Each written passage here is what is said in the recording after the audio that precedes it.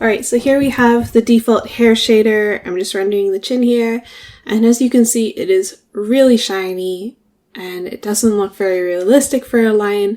Most animals have matte fur unless it's something like a horse's mane that's very glossy, or if it's wet then it has a very small speck. And let's just go over the defaults here. So I'm gonna first take a snapshot and then pause this, and I'm going to turn off everything so we can just focus on the primary reflection. So the secondary reflection is going to be the main spec here, and transmission is actually the light that sort of shines through the hair when there's a light coming on the underside. So what I mean by that is something like this. So this is an example of transmission. It's that glow where this whole strand becomes lit from a light on the opposite side.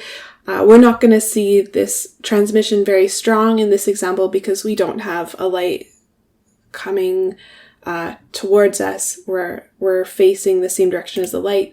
But anyways, I'm going to turn this off and let's just look at the primary reflection. Okay, just pause this, and you can see that it's quite flat. I'll take another snapshot, and the intensity is, as it says, like the intensity of the color. If I were to bring this up to 1, it'd be similar to almost like an incandescent. Like it would look really flat, almost like a fake wig.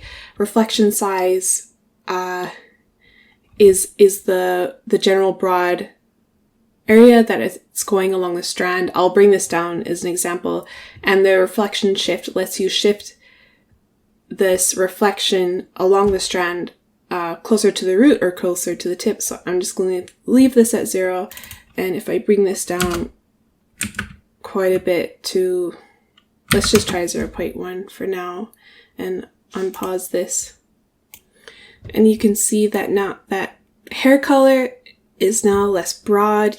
You can really see that it is now sort of in the middle of the strand. The roots are being less lit.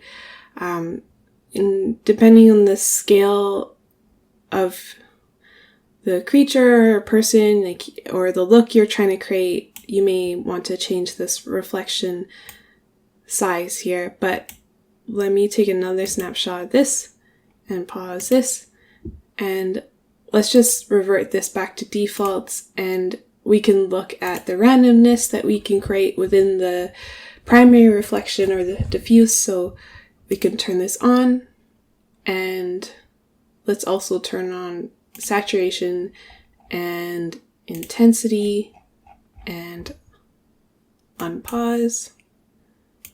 Now this has shifted the hue towards green quite a bit from its sort of orangey red. If I were to make this output range smaller, it wouldn't have shifted the color so much. But if I zoom in, you can see that every other strand is sort of slightly different and random, which really helps with realism. And you can play around with these settings to create something more that suits your taste. We do also have specular intensity. So if I go back, you'll see the difference here between the default and turning on randomness. Oops. Okay, let's look at spec next. So I'm going to take another snapshot, and I'm going to turn all the randomness off and then turn on secondary reflection. So pause, turn off, turn this on. Okay, so we're back with having the spec on, and if I go back to my first snapshot here, that had nothing changed to the default shader. This had transmission on. You'll see that there isn't really much of a difference here. So just be careful if you do start playing around with the transmission and suddenly your asset is in a completely different environment with really strong lights. You might get unwanted results.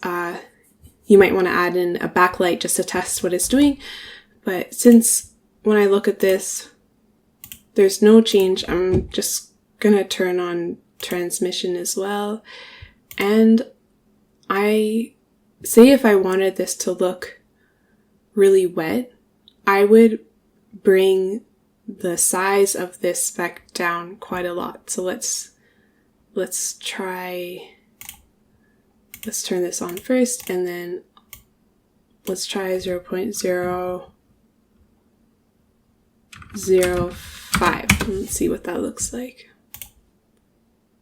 So it's starting to look a bit more wet and glossy, but when I go back here and see when I made the primary reflection smaller, I think this might look more accurate to something that's wet. So let's try combining this. So I want to make maybe the intensity stronger, maybe a little bit higher here, and bring this down to 0.05. So it's starting to look a bit more wet. It would look even more wet if the groom reflected this type of style. So if there weren't any flyaway hairs and it was pulled down and smooth, that sort of thing. But I just wanted to give an example of how these settings can be changed.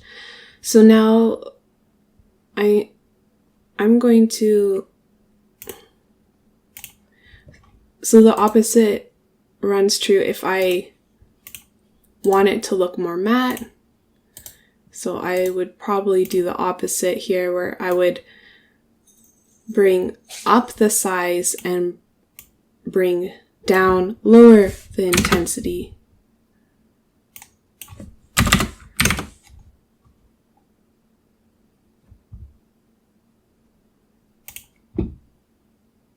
So even this is too strong here. So let's bring this down even more.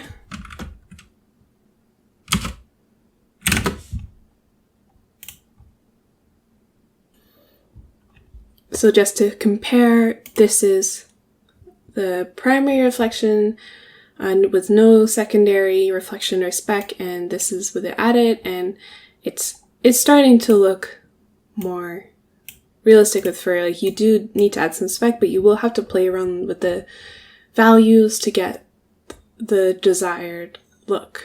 And in the next video, I'll show you how to add textures and get more into the hair shader and more advanced things like that.